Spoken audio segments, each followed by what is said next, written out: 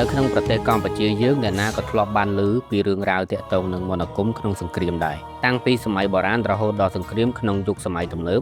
យើងតែងតែឮរឿងរ៉ាវរបស់ទាហានដែលពឹងផ្អែកលើការសាក់យ័ន្តមន្តអាគមនិងកថាការពារដើម្បីឲ្យខ្លួនមានស្បែកគង់បាញ់មិនមុតជាដើម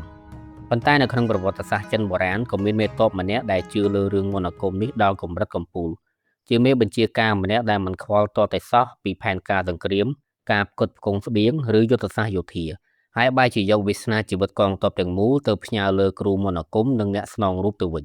ជាបរិសម្នាក់ដែលវាយដីដោយរំពាត់ដើម្បីដាក់បណ្ដាសាសត្រូវរៀបចំផែនការវាយប្រហារដោយពឹងផ្អែកលើគ្រឿងក្នុងសត្វដែលគេសម្លាប់បូជានិងជឿជាក់យ៉ាងមុតមមថាគ្រូវេទមន្តរបស់គាត់អាចធ្វើឲ្យទាហានបំបាំងកាយបានពិតមែននេះមិនមែនជារឿងប្រឡោមលោកបែបស្រមើស្រមៃទេវាកើតឡើងពិតប្រាកដក្នុងកំឡុងពេលដ៏វឹកវរដែលជាចំណុចចាប់ផ្ដើមនៃយុគសម័យសាមកុកដ៏ល្បីល្បាញបរិសម្នាក់នេះមានឈ្មោះថាមេតបឌីជាថ្ងៃនេះនៅលើ Channel កំណត់ត្រាបុរាណកាលយើងនឹងទៅស្វែងយល់ពីរឿងរ៉ាវដ៏ចម្លែកនិងត្រូវបានគេបំភ្លេចចោលមួយក្នុងប្រវត្តិសាស្ត្រចិនបុរាណដំណើររឿងរ៉ាវនៃការចាប់ពង្រត់អធិរាជសង្គ្រាមស៊ីវិលដ៏ឃោរឃៅនិងការឡោមព័ទ្ធទីក្រុងដែលដឹកនាំទាំងស្រុងដោយមន្តអាគមងងឹតដើម្បីយល់ពីលីជាយើងត្រូវក្រឡេកទៅមើលឆ្នាំ192នៃគ្រិស្តសករាជប្រសិនបើអ្នកស្គាល់រឿងសាមកុកអ្នកប្រកាសជាស្គាល់ជនផ្ដាច់ការដ៏ឃោរឃៅតុងជួបន្ទាប់ពីតុងជួត្រូវបានលួចធ្វើឃាតដោយអង្គរៈរបស់ខ្លួនឯងគឺកម្ពុជាអ្នកចម្បាំងលីពូចក្រភពចិនក៏បានបែកបាក់លីជាគឺជាមេតបកម្ពុជាម្នាក់របស់តុងជួ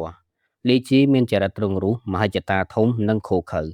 ពេលដែលគាត់ដឹងថារាជការថ្មីចង់ប្រហារជីវិតមន្ត្រីចាស់ៗទាំងអស់របស់តុងជួលីជាមិនបានរត់គេចខ្លួនទេផ្ទុយទៅវិញគាត់បានប្រមូលកងទ័ពដែលនៅសេសសល់ហើយឆ្មក់បើកការវាយប្រហារដ៏ធំមួយទៅលើរាជធានីឆាងអានជាលទ្ធផលលីជាបានយកឈ្នះលើកងទ័ពលីពូ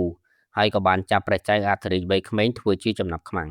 ភ្លាមនោះលីជាបានក្លាយជាបរិសុទ្ធដែលមានអំណាចបំផុតនៅក្នុងប្រទេសចិនគាត់មានព្រះចៅអធិរាជមានត្រាអំណាចនិងមានកងទ័ពច្រើនជាង100,000នាក់ប៉ុន្តែការមានអំណាចក្នុងយុគសម័យដ៏បង្ហូរឈាមនេះគឺជារឿងគ្រោះថ្នាក់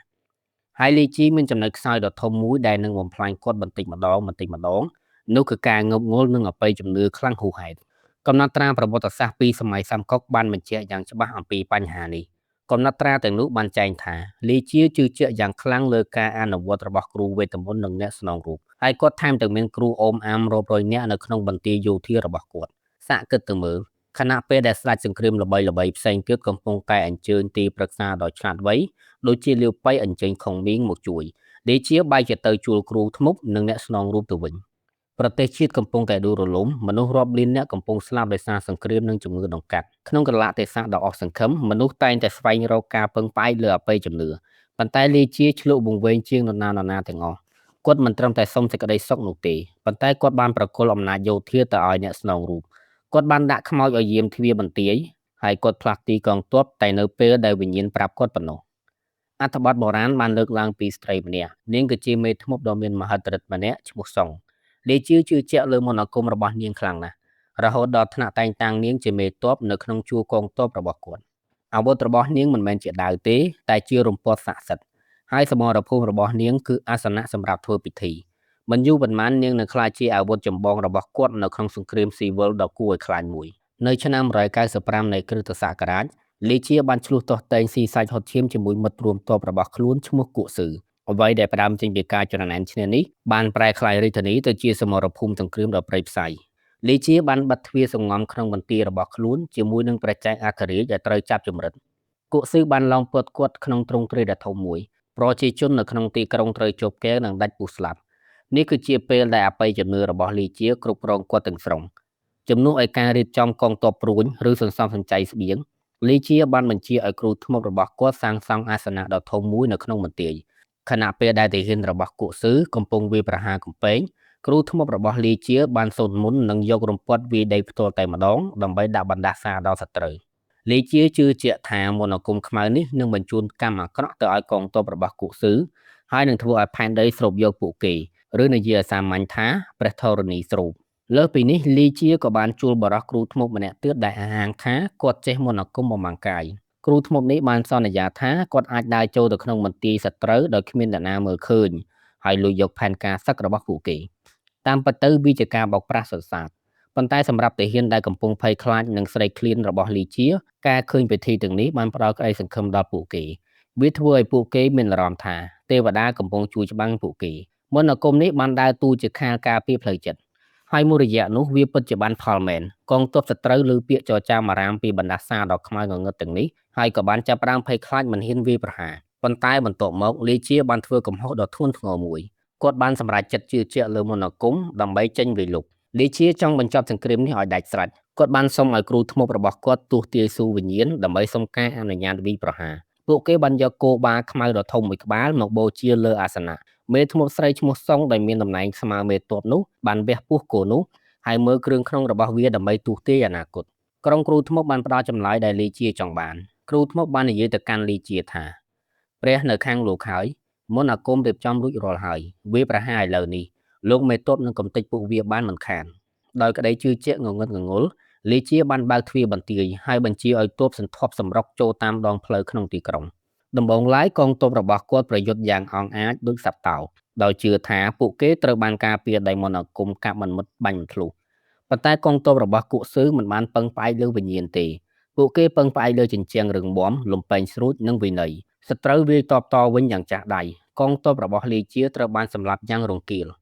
គោដែលងាប់នោះក៏បាននិយាយកុហកហើយចារជនបំបង្កាយនោះក៏មិនបានការទល់តែសោះបន្ទាប់មកគ្រោះមហន្តរាយដ៏ធំបំផុតក៏បានកើតឡើងក្នុងភាពវឹកវរព្រួយម្ដងបានហោះផ្លោងចូលមកក្នុងមន្ទីររបស់លាជាហើយបានបាញ់ចំមេធ្មប់សុងនាងបានដួលស្លាប់ភ្លាមមួយរំពេចរំពាត់វេទមន្តរបស់គ្រូធ្មប់ក៏លែងមានសកម្មភាពនៅពេលដែលទាហានរបស់លាជាឃើញមេធ្មប់ស្លាប់ខែលផ្លូវចិត្តរបស់គេក៏បែកខ្ទេចពួកគេដឹងថាមិនមានមន្តអាគមអ្វីមកការពារពួកគេទេអ្វីដែលអាក្រក់ជាងនេះទៅទៀតកងទ័ពទាំងនោះភ័យខ្លាចថាមន្តអាគមនោះបានវាយបកនិងដាក់បណ្ដាសាពួកគេវិញកងទ័ពរាប់ពាន់អ្នកស្លន់ស្លោនឹងរត់បែកខ្ញែកគ្នាលាជាបានបាត់បង់ស្មារតីទាំងស្រុងដើម្បីព្យាយាមយកចិត្តវិញ្ញាណឲ្យត្រឡប់មកជួយវិញគាត់បានងាកទៅឆក់ជីវិតមនុស្សដើម្បីបូជាយញ្ញគាត់ចាប់ផ្ដើមបញ្ជាឲ្យកាត់ក្បាលមេទ័ពស្មោះត្រង់របស់គាត់ដោយសង្ឃឹមថាឈាមរបស់ពួកគេនឹងអាចលួងលោមខ្មោចដែលកំពុងខឹងសម្បាទង្វើនេះកាន់តែធ្វើឲ្យកងទ័ពដែលនៅសេសសល់ភ័យខ្លាចទ្វេដងក្រុមកងទ័ពចាប់ផ្ដើមមានអារម្មណ៍ថាកាន់តែលែងមានសុវត្ថិភាពដោយសារទង្វើរបស់លាជាសង្គ្រាមបានបញ្ចប់ក្នុងភាពអាម៉ាស់បំផុតគក់ស៊ឺមិនចាំបាច់ចំណាយកម្លាំងវិយដណ្ដើមយកបន្ទាយរបស់លាជានោះទេ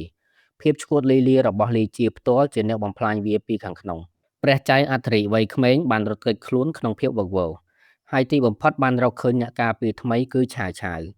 ដោយកងទ័ពនិងប្រលឹងវិញ្ញាណដែលខ្លួនជឿជាក់នោះបោះបង់ចោលលាជាបានរត់ទៅពួននៅតាមជួរភ្នំ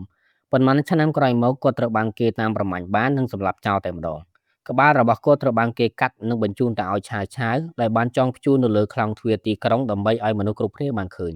រឿងរ៉ាវរបស់លាជាគឺជាឧទាហរណ៍ដ៏គួរឲ្យស្វែងយល់មួយប៉ុន្តែមិនមែនមានតែរឿងនេះមួយទេនៅពេលដែលសង្គមជាតិជួបវិបត្តិមនុស្សតែងតែស្វែងរកអភូតហេតុសូម្បីតែសពថ្ងៃនេះនៅក្នុងតំបន់ជុំវិញពិភពលោកដែលរងគ្រោះដោយសង្គ្រាមយើងនៅតែឃើញមានទាហានដែលជឿជាក់លើកថាការពារឬសាយ័ន្តលាជាគឺជារឿងដាស់តឿនមួយគាត់បង្ហាញយើងពីអ្វីដែលនឹងកើតឡើងនៅពេលដែលមេដឹកនាំម្នាក់លុបបំបាត់ចោលទាំងស្រុងនៅតក្កវិជ្ជាការរៀបចំផែនការនិងភាពជាក់ស្ដែងហើយងាកទៅរកអបិយជំនឿដ៏ងងឹតងងល់គាត់បានជឿលើការស្រមើសម័យរបស់ខ្លួនឯងរហូតដល់វិនាទីចុងក្រោយដែលធ្វើឲ្យគាត់បាត់បង់ជីវិតប្រសិនបើអ្នកអានសៀវភៅប្រឡោមលោកសាមកុកលាជាគ្រាន់តែត្រូវបានគេសរសេរថាជាតួអង្គអាក្រក់តូចតាចម្នាក់ជាជនខូខើម្នាក់ដែលចាប់ព្រះចៅអធិរាជធ្វើជាចំណាប់ខ្មាំងមួយរយៈពេលខ្លីប៉ុណ្ណោះប៉ុន្តែប្រវត្តិសាស្ត្រពិតគឺចម្លែកជាងនេះឆ្ងាយណាស់គាត់គឺជាមេទ័ពដែលព្យាយាមប្រយុទ្ធប្រឆាំងនឹងដាវដោយប្រើអូមអាម